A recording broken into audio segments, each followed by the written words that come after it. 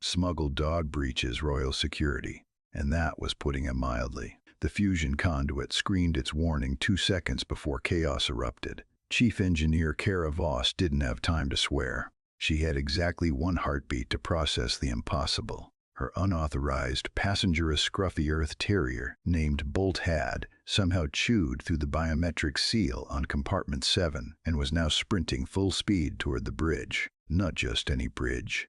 The Imperial Bridge, where Empress Thalia Korvax, the scarred crown of the Andromeda Compact, currently resided in isolation. Kara's boots hammered against the deck plating, the vibration rattling up through her knees as she vaulted over a coolant junction. Bolt was faster than any dog had a right to be in 0.7 gravity. The little idiot barked once, a sound like pure joy, and vanished around the corner leading to the royal sanctum. No, no, no. Kara's voice cracked as she slid into the corridor, magnetic soles catching just enough to keep her upright.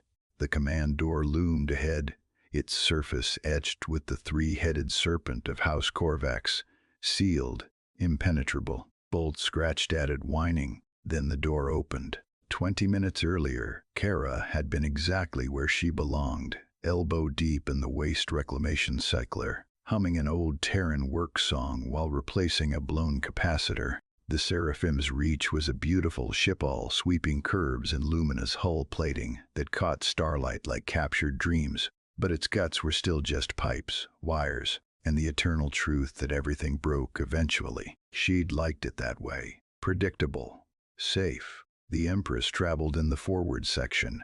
Kara lived in the mechanical warren aft. Their universes never intersected until Bolt had decided otherwise. Now Kara stood frozen in the doorway of the royal quarters, every regulation she'd ever memorized, screaming that she was about to be executed. The chamber beyond was vast, soft lighting, the color of distant nebulae, walls that seemed to breathe with stored starlight, and there, rising from a meditation cushion with the fluid grace of a predator, was the Empress herself. Thalia Korvax was exactly as the holo showed, tall, regal. Her left side a masterwork of scars that traced from temple to collarbone, old burns, poorly healed, deliberately left unrepaired.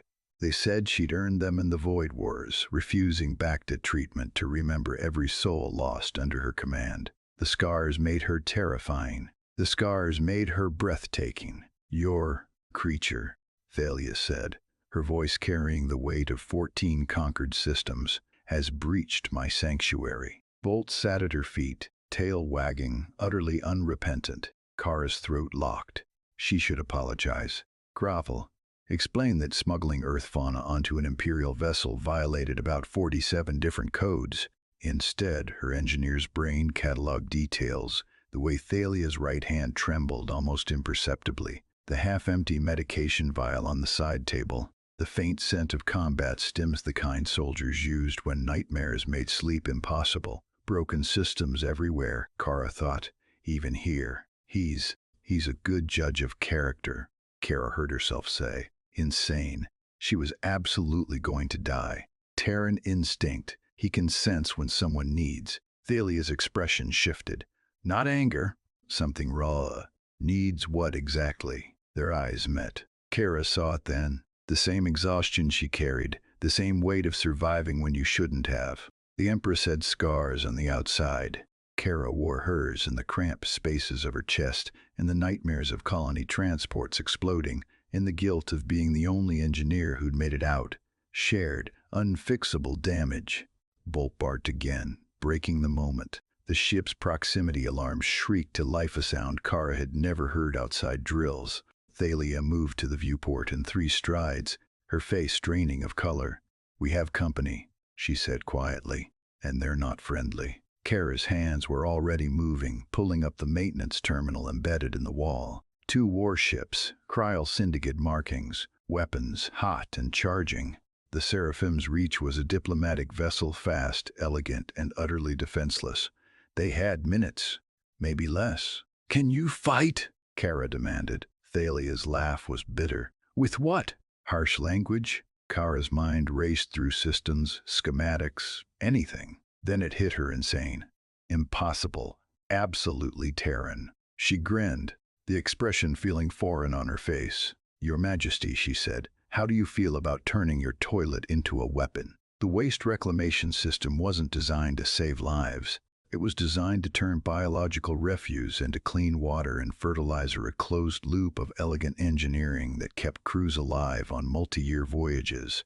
But Kara Voss hadn't survived the Proxima Station disaster by following design specs. She'd survived by breaking things in exactly the right way. "The Kryll won't scan our waste exhaust," Kara said, her fingers flying across the maintenance console. "Why would they?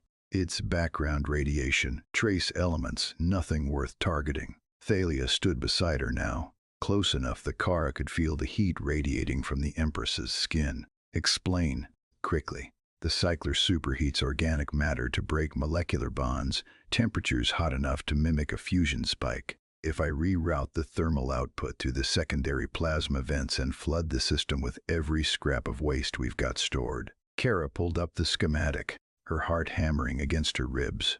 "We can make our exhaust signature look exactly like a planetary siege weapon charging up." Understanding dawned in Thalia's scarred face. A bluff. The biggest bluff in human history. Kara's grin was feral now. "The Kryll use automated threat assessment. Their ships will read a massive energy spike building in our aft section and assume we're packing something that can vaporize their hulls. They'll back off or risk mutual destruction, and if they don't, then we die slightly faster than we would have anyway." Kara shrugged, already pulling open the emergency override panel. "But humans don't go down quiet, Your Majesty. We go down making the universe think twice." Thalia's hand covered Kara's, calloused, strong, shaking with something that wasn't fear. "Do it." The next 90 seconds were pure chaos translated into engineering precision. Kara's hands moved on instinct, muscle memory from 1,000 repairs guiding her through systems she'd mapped in her sleep. Divert coolant, bypass safeties, flood the reaction chamber with every ounce of organic material the ship had processed over 3 weeks of travel. The console screamed warnings, temperature gauges spiked into the red. The deck vibrated with building energy as the waste cycler toilet system, for star's sake, roared to life like a caged sun. "Thermal output reaching critical," Thalia read from the sensor display, her voice steady despite the madness. "Energy signature now equivalent to a Class 7 fusion warhead." On the view screen, the Kryll warships hesitated. Kara could almost see their AI processors churning through threat matrices, calculating odds, weighing the impossible reading against their target's known capabilities. A diplomatic vessel, unarmed, defenseless, except now it was radiating enough heat to crack a moon. "Come on," Kara whispered, watching the temperature climb. The cycler wasn't built for this. Another 30 seconds and the whole system would slag itself into molten scrap. "Come on, you calculating bastards." The lead Kryll ship banked hard, its companion following suit. Their engines flared bright as they executed an emergency retreat vector, plasma drives pushing them away from the Seraphim's reach at maximum acceleration. They were running from a weaponized toilet. Kara's laugh started small and built until her whole body shook with it. She slammed the emergency shutdown, venting the excess heat into space before the cycler could breach. The ship groaned in relief, systems cycling back to normal as the false fusion signature dissipated. It worked. Thalia breathed. That actually worked. Humans turning a toilet into a doomsday weapon. Kara wiped tears from her eyes. "Yeah, that's us. We don't have the best ships or the strongest armor, but we've got this." She tapped her temple. "Ingenuity beats firepower. Every single time." Thalia turned to face her fully, and the distance between Empress and engineer collapsed into nothing. "You saved my life with plumbing. Technically, I saved both our lives with creative misuse of sanitation infrastructure." Kara, wondering, made something crack open in Kara's chest. "Why did you have a dog on my ship?" The truth came easier than it should have. "Because he's chaos, unpredictable. Every regulation says he shouldn't be here, but..." Kara looked down at Bolt, who'd curled up contentedly between them. "But he's the only thing that makes the nightmare stop. The only thing that makes me feel like I'm still human instead of just parts and repairs." Thalia's scarred hand rose, hesitated, then traced the line of Kara's jaw. I understand nightmares. They were too close now. Inappropriate. Impossible. An empress and a mechanic separated by every law of rank and station. But Kara had learned something in the last hour. The rules that kept them apart were as arbitrary as the bluff that had saved them. Perfect was boring. Perfect was predictable. Perfect would have gotten them killed.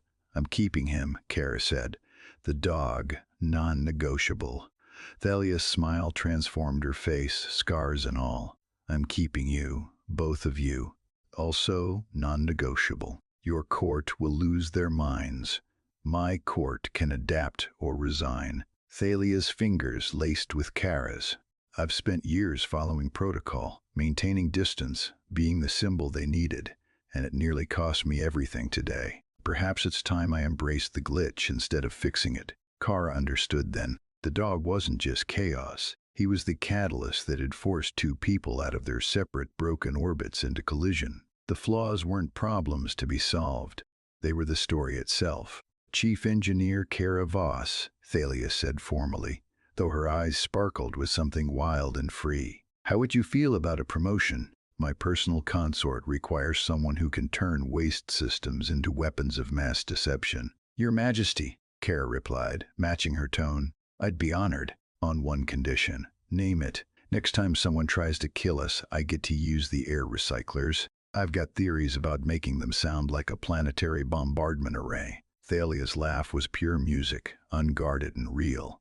Bolt barked his approval, tail wagging as the Seraphim's reach sailed on through the stars carrying an empress, an engineer, and one very good dog toward whatever impossible adventures awaited. Two scarred souls, one chaotic variable, and the absolute certainty that sometimes the best victories came from the most broken pieces finding their way together. The Terran spirit wasn't about having the best weapons or the strongest armor. It was about looking at impossible odds and grinning anyway. It was about taking what shouldn't work and making it legendary. It was about being beautifully, perfectly imperfect. And it was about going home.